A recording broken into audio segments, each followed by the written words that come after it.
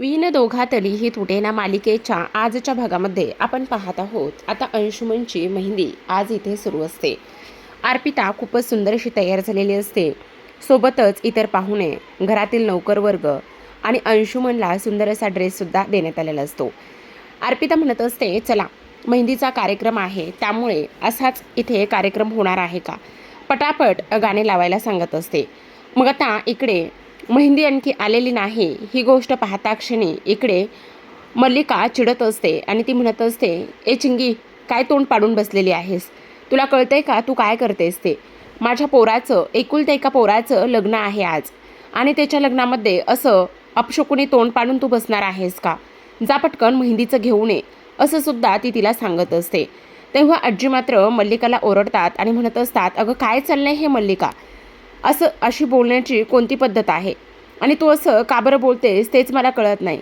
हे बघ, असं बोलत जाऊ नकोस तू त्यांच्याशी. तेव्हा ती म्हणत असते, अहो आई.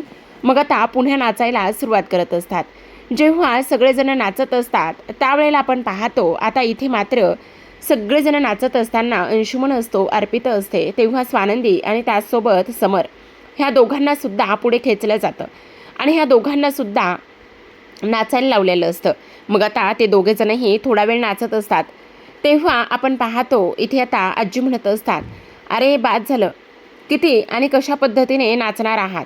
फक्त नाचणारच आहात का? आणि मेहंदीसुद्धा लावायची नाही आहे का? मग आता इकडे अर्पिता म्हणत असते, त्या चिंगीनं आणखी मेहंदी आणली कुठे लावायला? ए, जा लवकर, मेहंदी घेऊन ये पटकन, लावायची नाही आहे का? असं सुद्धा ती इथे बोलत असते. आता ह्या सगळ्या काही गोष्टी इथे बोलल्यानंतर आपण पाहतो चिंगी किचनमध्ये जाते आणि किचनमध्ये गेल्यानंतर ती आता तिथे असलेला मेहंदीचा कोन हातामध्ये घेते आणि त्याच मेहंदीच्या कोनाने इथे अंशुमनचं नाव अंश असं हातावरती लिहित असते आणि डोळ्यात पाणी असतं. अंश असं नाव लिहिल्याबरोबर आता स्वानंदी आत्तापर्यंत मेहंदीचे कोण कसे काय आले नाही असं पाहायला जाते. त्यावेळेला ती म्हणत असते, अगं चिंगी, तू काय करतेस इथे? चिंगी पटकन तिचा हात मागे लपवते. मग आता स्वानंदी म्हणत असते, अरे वा, मेहंदी काढतेस, बघू दे ना, मला सुद्धा काढून दे ना. स्वानंदी तिचा पटकन हात पुढे घेते आणि त्या हातावर अंश असं नाव दिसतं.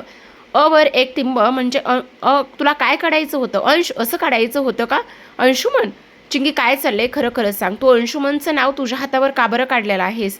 चिंगी म्हणत असते, नाही नाही, ते तसं काहीच नाही आहे, सॉरी स्वानंदी मॅडम, ते चुकून झालेलं आहे. हे बघा, मी पटकन धुवून काढते. स्वानंदी तिला खोलात जाऊन विचारण्याचा तेवढाच प्रयत्न करत असते, पण ती मात्र काहीही उत्तर देत नाही. स्वानंदी तिला म्हणत असते, खरं खरं सांग. तेव्हा ती म्हणते, नाही, काहीच नाही झालं, असं म्हणून ती तिथून निघून जाते. स्वानंदी आता इकडे ते मेहंदीचे कोण घेऊन येते. तेव्हा अंशुमन मात्र उड्या मारत नाचतच निघालेला असतो.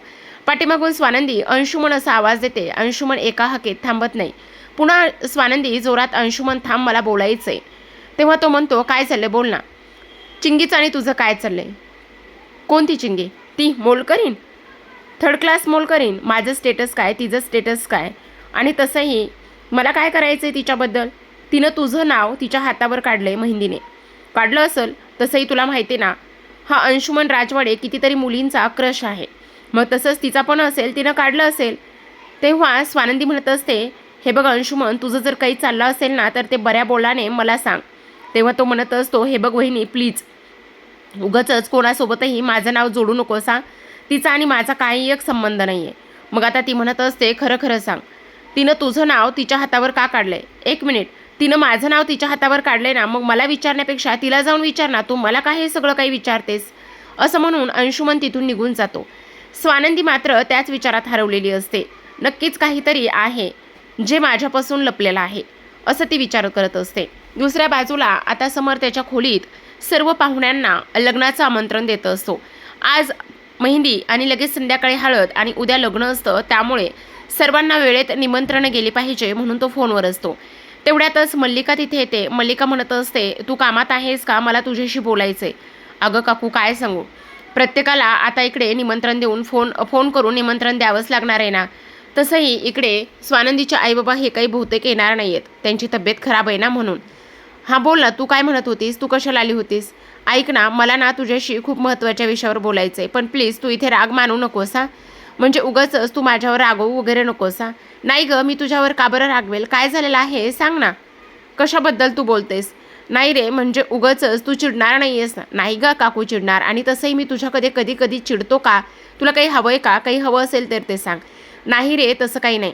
म्हणजे बघ ना, आता अंशुमनचं लग्न आहे, एवढा आनंदाचा दिवस आपल्या घरामध्ये आहे. मग एवढा आनंदाचा दिवस आपल्या घरामध्ये असल्याकारणाने स्वानंदी मात्र अजिबातच आनंदी नाही आहे. मला ना काय करावं ते कळतच नाही आहे बघ. म्हणजे मला नाही समजलं, तू ह्या सगळ्या गोष्टी का आणि कशामुळे बोलतेस, ते काय झालेलं आहे?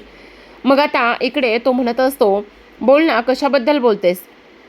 तेव्हा ती म्हणत असते, तुला खरं खरं सांगू का काय झालंय तर? हे बघ, सगळ्यात महत्त्वाची गोष्ट म्हणजे की आता जी स्वानंदी आहे ना, ती स्वानंदी इथे माझ्या एकुलत्या एका मुलाच्या लग्नामध्ये सहभागी होत नाही, आणि त्यामुळे मला ना थोडंसं टेन्शन आलेलं आहे. म्हणजे बघ ना, आता ना इकडे मेहंदी काढण्याचा कार्यक्रम आहे, मग तिने मेहंदीसुद्धा इथे स्वतःला काढून घेतली नाही, आणि मेहंदीसुद्धा काढून न घेतल्यामुळे ना मला कळतच नाही काय करावं आणि काय नाही म्हणून. ती मला असं वाटतंय की कुठेतरी जाऊन अपसेट आहे, पण का अपसेट आहे ना तेच काही कळत नाही आहे बघ. काय झालेलं असेल, सगळं काही ठीक असेल ना, असं ती विचार करत असते. तेव्हा तो म्हणत असतो, काकू ह्या सगळ्या गोष्टींचा अजिबात विचार करू नकोस. काय एवढा सगळा विचार तू करतेस? हे बघ, तसं काहीही नसणार आहे, आणि काढतील ना त्या मेहंदी. तेव्हा ती म्हणत असते, नाही रे, ती मेहंदी काय? अरे बघ ना, इतर वेळी एवढे सण समारंभ, एवढ्या सगळ्या काही गोष्टी असतात ना, पण त्यावेळेला ती इथे ह्या सगळ्या कार्यक्रमामध्ये सहभागी होण्याचं पाहत असते. पण आज बघ ना, ती कसल्याही कार्यक्रमात सहभागी होत नाही, आणि स्वतःहून काही करतसुद्धा नाही, आणि त्यामुळे मला ना थोडं टेन्शन आलेलं आहे, असं सुद्धा ती इथे बोलत असते. आता हे सगळं काही बोलल्यानंतर ती म्हणत असते, पण ऐक ना, तू तिच्याशी काही बोलायला जाऊ नकोस. तू जर काही बोलायला गेलास ना तर उगाचच गैरसमज करून घ्यायची. पण मला असं वाटतं रे, माझ्या मुलांचं सगळं काही चांगलं व्हावं, सगळ्यांनी आनंदात असावं, ह्याच गोष्टी मला वाटतात र. मग आता तो म्हणत असतो, काकू तू नको काळजी करू, सगळं काही व्यवस्थित होईल. आपण पाहतो इकडे आता लगेचच ती तिथून निघून जात असते. दुसऱ्या बाजूला इकडे मात्र चिंगी ही अंशुमनच्या खोलीत असते, आणि त्यावेळेस अंशुमन तिच्यावर ओरडून बोलत असतो. तो म्हणत असतो, तुझी हे सगळं काही करण्याची हिंमत कशी झाली? ती म्हणत असते, काय केलंय मी? अगं, तू तू तुझ्या हातावर माझी मेहंदी, माझ्या नावाची मेहंदी का बरं काढली आहेस? तेव्हा ती म्हणत असते, काय करू मला कळत नाही. हे बघा, हे सगळं तुम्ही थांबवा ना प्लीज. मला तुमच्यासोबत लग्न करायचं आहे, आणि मला हे सगळं काही पाहवत नाही, आणि हे कुठेतरी जाऊन थांबलं पाहिजे, असं सुद्धा ती बोलत असते. तेव्हा अंशुमन म्हणत असतो, एक मिनिट, हे बघ, मला सुद्धा ह्या सर्व गोष्टींचा त्रास होतोच आहे, पण मी सुद्धा काहीतरी थांबवण्याचा, काहीतरी करण्याचा प्रयत्न करतोच आहे ना. हे बघा अंशुमन सर, तुम्हाला एक गोष्ट सांगू का अंश, मला हे सगळं काही पाहवत नाही आहे बघा, ह्या सगळ्या गोष्टींचा मला फार जास्त त्रास होतोय. मी तुम्हाला माझ्या डोळ्यासमोर कोणाचं दुसऱ्याचं होताना नाही पाहू शकत आहे. हे बघ चिंगी, माझं सुद्धा तुझ्यावर अगदी मनापासून प्रेम आहे, आणि मला सुद्धा तुझ्यासोबतच लग्न करायचं आहे, पण मी माझ्या पद्धतीने हँडल करतोय ना, आणि जर मी आत्ता काही बोलायला गेलो तर मी प्रॉब्लेममध्ये येऊ शकतोय. मग मी जर प्रॉब्लेममध्ये आलो तर तुला चालणार आहे का? चिंगी म्हणत असते, नाही, तुमच्यावर होणारे सगळे आरोप आणि तुमचे सगळे प्रॉब्लेम्स हे मी माझ्या ह्याच्यावर अंगावर घेईल, पण मला तुम्हाला अडचणीत नाही टाकायचं आहे. एक वेळा माझा जीव गेला तरी चालेल, पण मला तुम्हाला दुसऱ्याचं होताना नाही पाहिजे आहे. मी हे सगळं सहन नाही करू शकत आहे. आपण आपल्या दोघांबद्दल सगळं काही सांगून टाकूया. तेवढ्यातच आता स्वानंदी तिथे येते, आणि ह्या दोघांना एकत्र बोलताना पाहत असते. स्वानंदी म्हणत असते, एक मिनिट, तुम्ही दोघंजणं आत्ता कशाबद्दल बोलत होता? खरं खरंच सांगा. मग आता लगेचच स्वानंदी चिंगीला रडताना पाहत असते, आणि रडताना पाहिल्यानंतर इकडे ती म्हणत असते, नाही काही नाही, मी ना फक्त इथे हे कपडे घेण्यासाठी आले होते, ते कपडे मला घ्यायचे आहेत, आणि मी लगेचच निघून जाणार आहे. तेव्हा स्वानंदी खोदून विचारत असते. मग अंशुमन म्हणत असतो, अगं वेडी का? तिनं सांगितलं ना ती कपडे घ्यायला आली होती म्हणून, मग तू मला पुन्हा पुन्हा ह्या सगळ्या गोष्टी का बरं विचारतेस? हे बघ, हे सगळं काही मला तू विचारू नकोस प्लीज. आता अंशुमन ती मेहंदी सुकावत असतो, चिंगी घेऊन गेलेली असते कपडे, आणि त्यावेळेला इथे पुन्हा पुन्हा ती म्हणत असते, काय चाललंय हे सगळं काही? आणि त्याहूनही सगळ्यात महत्त्वाची गोष्ट, आता ती मेहंदी सुकलेली आहे ना, मग ती मेहंदी पुन्हा पुन्हा का बरं सुकवत आहेस? काय सिद्ध करायचं आहे तुला? असं सुद्धा आता इकडे ती बोलत असते. आता ती तिथून निघून जाते. ती तिथून निघून गेल्यानंतर आपण पाहतो की इथे आता स्वानंदी विचार करत असते, नेमका हा सगळा काय प्रकार आहे, आणि त्याहूनही सगळ्यात महत्त्वाची गोष्ट म्हणजे काय चाललेलं आहे. ही चिंगी नक्कीच माझ्यापासून काहीतरी लपवत आहे, असं सुद्धा आता इकडे ती बोलत असते. आता हे सर्व काही बोलल्यानंतर आपण पाहतो स्वानंदी मात्र तिला थांबवत असते. आणि त्याचबरोबर थांबवल्यानंतर इकडे आता चिंगी म्हणत असते, बोला ना काय झालेलं आहे.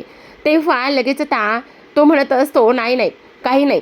मग आता स्वानंदी म्हणत असते, खरं खरं सांग चिंगी, आत्ता आतमध्ये काय होतं, सगळं काही ठीक होतं ना, खरं खरं सांग.